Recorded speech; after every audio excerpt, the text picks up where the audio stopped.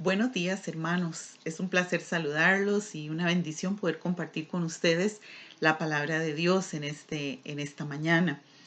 Espero que el Espíritu de Dios nos hable hoy y que podamos poner en práctica lo que Él quiere mostrarnos y que perseveremos en el estudio y en la aplicación de su palabra.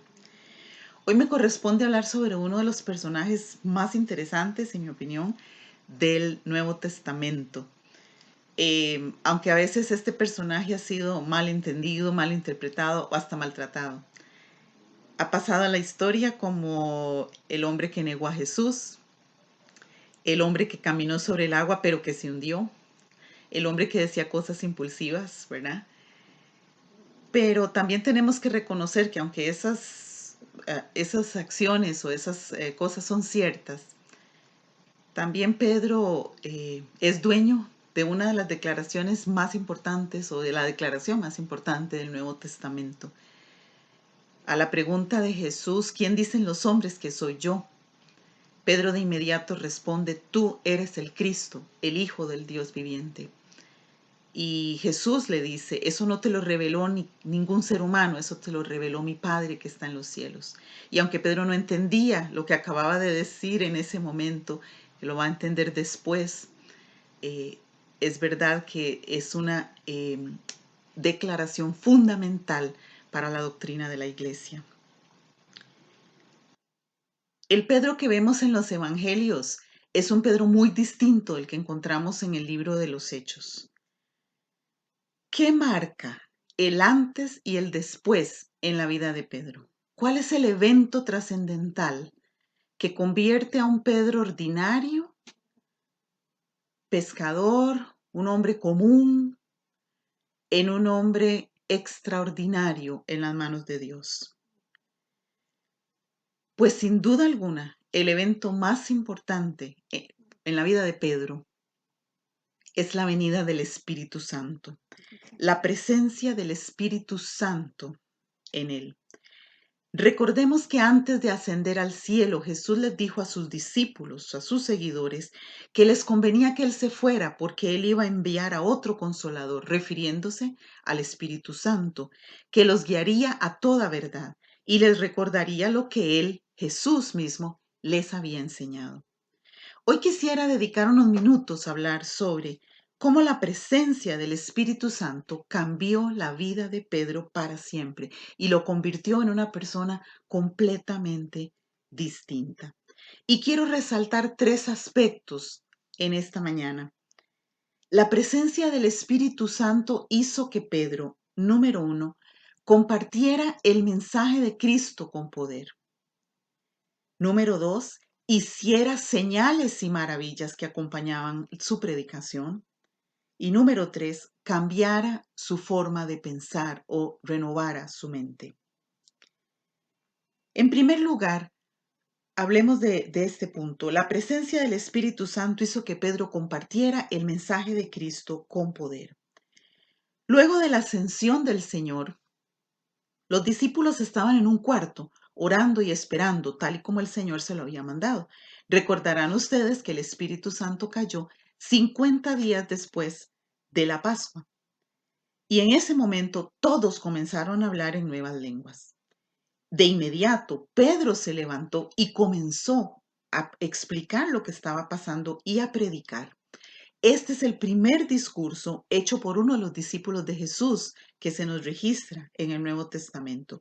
En Hechos 2, de los versículos 14 a 36, Pedro expone claramente todo el mensaje de las Escrituras. Y por primera vez en la historia de la iglesia se narra todo el plan de salvación, desde el principio hasta la obra redentora de Cristo, quien ahora, declara Pedro, es Señor. Pedro tuvo esta comprensión de las escrituras y de las palabras que el Señor Jesús les había enseñado a ellos gracias a la presencia del Espíritu Santo, que estaba ahí para recordarle lo que Jesús les había enseñado. Y más adelante vemos muchos otros discursos de Pedro. En Hechos 4:13 dice que viendo el denuedo de Pedro y de Juan, la forma en la que ellos hablaban, se expresaban y explicaban las escrituras y la obra de Cristo, Pedro acababa en ese momento, en Hechos 4:13, de explicar el Evangelio a las autoridades judías. Dice, sabiendo que eran hombres sin letras y del vulgo, se maravillaban y reconocían que habían estado con Jesús. Y yo añado, porque hablaban como él. Eso dice Hechos 4:13. La forma en la que él se expresaba ahora, que no la había hecho antes, reflejaba que él había estado con Jesús y se debía a la presencia del Espíritu Santo que había descendido sobre él. Pedro había perdido el miedo. Se levanta a dar estos discursos y antes había sido impulsado a negar a Jesús por miedo, un par de meses atrás solamente. Ahora tenía valor y estaba dispuesto a defender a Cristo y su mensaje hasta las últimas consecuencias, hasta dar su vida por él. Y esto gracias a la presencia del Espíritu Santo en él. Entonces Pedro puede predicar el mensaje de Cristo con poder, con valor, gracias a la presencia del Espíritu Santo en su vida. En segundo lugar, la presencia del Espíritu Santo hizo que Pedro realizara maravillas. El primer milagro llamativo que vemos se encuentra en Hechos capítulo 4 y fue la curación de un hombre cojo de nacimiento que se sentaba todos los días a la puerta del templo a pedir limosna. No era la primera vez que Pedro iba al templo. Quizá había pasado por ahí muchas veces y lo había visto. Había visto al hombre cojo.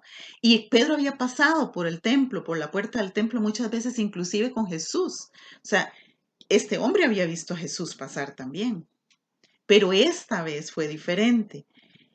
Fue la primera vez que Pedro notó a ese hombre y movido por el Espíritu, sabemos que le dijo, no tengo plata ni oro, pero lo que tengo te doy.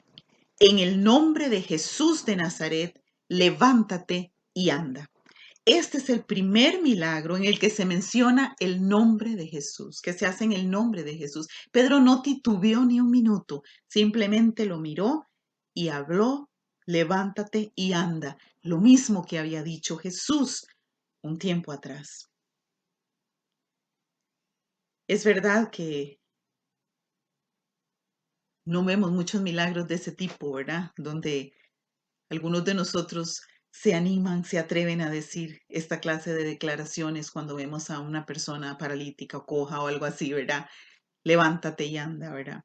Pero esto lo pudo hacer Pedro gracias a la presencia poderosa del Espíritu Santo en él. Y es verdad, como han dicho algunos, que esto se debe a que la iglesia estaba comenzando y necesitaba esta clase de señales y milagros. Pero yo me pregunto, ¿por qué nosotros no vemos más señales y milagros de este tipo en nuestra iglesia hoy? Si el Espíritu es el mismo, el Señor es el mismo, el mensaje de Cristo no ha cambiado. Cristo sigue teniendo poder para sanar y el Espíritu Santo sigue estando en medio de nosotros. La iglesia se pierde entre tantas cosas que no puede ver la presencia de Dios actuando y activar el poder de la presencia del Espíritu.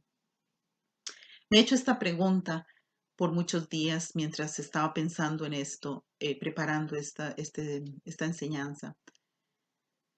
¿Por qué no vemos más milagros hoy en día? Milagros así, esta clase de milagros. Jesús dijo en Juan 14:12, el que cree en mí, las obras que yo hago, él las hará también y aún mayores hará. Yo me imagino que cuando Pedro hacía milagros y señales, pensaba en esto. Él hizo lo mismo que había visto a Jesús hacer. Y probablemente pensaba, cosas mayores hará. Y así se ve en otras secciones del libro de Hechos. Por ejemplo, en Hechos 9:32 al 41, se narran dos importantes milagros, la sanidad de un paralítico y la resurrección de una mujer llamada Dorcas. Ustedes pueden leer Hechos 9, 32 al 41. Esto es impresionante. ¿Qué señales más maravillosas hacía el Señor a través de Pedro por la presencia del Espíritu? El mismo Espíritu que levantó a Cristo de los muertos. Pedro tenía tal convicción y tal fe que no dudó en repetir los milagros que había hecho hacer a Cristo y en hacer aún más. Pero además de eso, algo que no dice la escritura sobre Jesús, pero sí la dice sobre Pedro, era tal el poder del Espíritu Santo en esos primeros discípulos y en particular de Pedro. Hechos capítulo 5 dice, empezando en el versículo 12, y por la mano de los apóstoles se hacían muchas señales y prodigios en el pueblo, y estaban todos unánimes en el pórtico de Salomón. De los demás, ninguno se atrevía a juntarse con ellos, mas el pueblo los alababa grandemente. Y los que creían en el Señor aumentaban más, gran número así de hombres como de mujeres, tanto que sacaban los enfermos a las calles y los ponían en camas y lechos, para que al pasar Pedro, a lo menos su sombra cayera sobre alguno de ellos.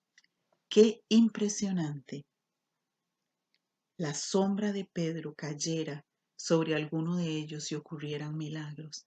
Claro, milagros y maravillas que hicieron que mucha gente se acercara a Jesús y creyera en su mensaje, porque los milagros y las señales no son solamente por hacer algo, por mostrar el poder, sino que son una forma de respaldar el mensaje y de apoyar la predicación de la palabra de Dios. Pero entonces Pedro y los discípulos hacían milagros y señales gracias a la presencia poderosa del Espíritu Santo de Dios en ellos. Entonces Pedro predicaba la palabra con poder y con valor, hacía milagros y señales gracias a la presencia del Espíritu. Pero en tercer lugar, la presencia del Espíritu hizo que Pedro cambiara su forma de pensar y su mente fuera renovada. Y aquí quiero referirme en el libro de Hechos a un aspecto muy importante de la mente, del pensamiento de Pedro. Porque es posible que esto fuera uno de los más grandes desafíos que Pedro tuvo que enfrentar.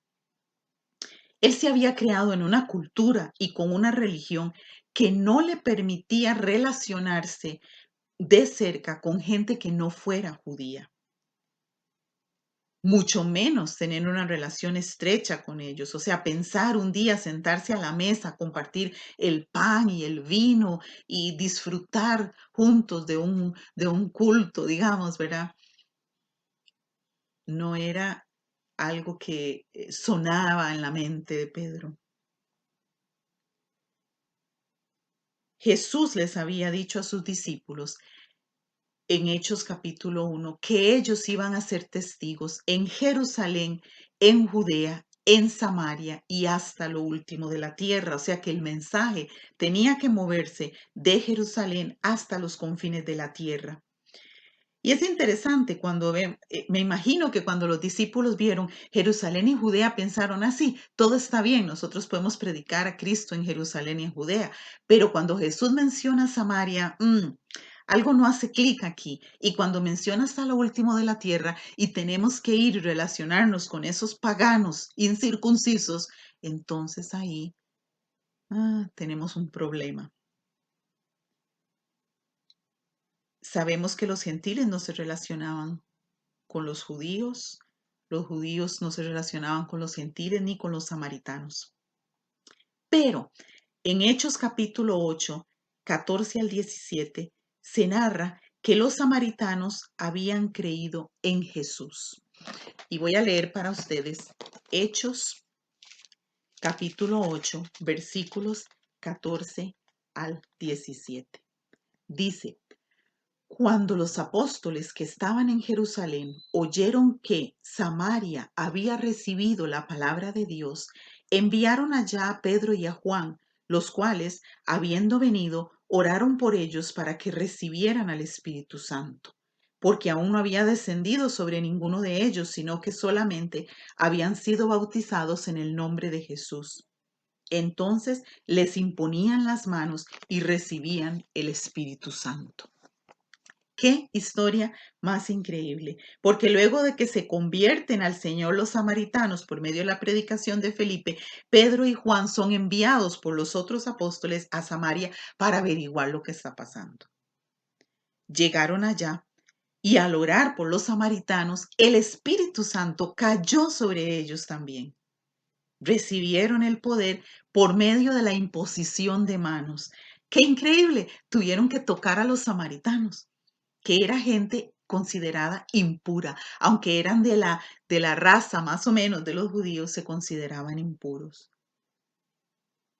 Sin duda, Pedro tuvo que vencer una barrera religiosa para entrar y participar con ellos y con mucho mayor razón para imponerles las manos a estos samaritanos. Y quizás se sorprendió al ver que el Espíritu Santo también descendía sobre ellos, que no era exclusivo para los judíos que habitaban en Jerusalén y en Judea. Pero sin duda, el mayor desafío que Pedro tuvo que enfrentar en su vida fue la historia que nos narra Hechos capítulo 10 en la casa de Cornelio. Tan grande fue ese reto que Dios lo tuvo que preparar de antemano por medio de una visión para que él estuviera listo. Pedro fue a la casa de un gentil y un judío nunca podía entrar a la casa de un gentil o tenía que pasar por demasiados rituales y ritos de limpieza para entrar y al salir. Pedro tuvo que vencer en esta situación las barreras sociales, religiosas y culturales impuestas por su patrón de crianza, por su estilo de vida. Todo esto con tal de predicar a Cristo y de llevar el mensaje. Allá en la casa de Cornelio también se derramó la presencia del Espíritu Santo mientras Pedro hablaba. Y voy a leer Hechos 10, 44 y 45. Hechos 10, 44 y 45 dice: Mientras Pedro aún hablaba estas palabras, el Espíritu Santo cayó sobre todos los que oían el discurso. Y los fieles de la circuncisión que habían venido con Pedro se quedaron atónitos de que también sobre los gentiles se derramase el don del Espíritu Santo, porque los oían que hablaban en lenguas y que magnificaban a Dios. Se quedaron atónitos de ver que no solo el Espíritu Santo había descendido en Jerusalén sobre los discípulos judíos que estaban ahí, no solo el Espíritu Santo había descendido sobre los samaritanos impuros, sino que ahora el Espíritu Santo descendía sobre los gentiles.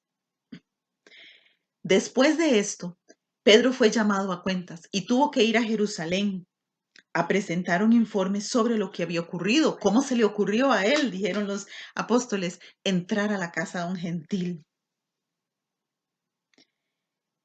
Y quiero ir cerrando esta enseñanza con 3 afirmaciones sorprendentes que demuestran cómo la mente de Pedro fue renovada. Y a raíz de este evento con Cornelio, Pedro hace estas 3 afirmaciones. En el capítulo 11, versículo 6. Capítulo 11, versículo 6.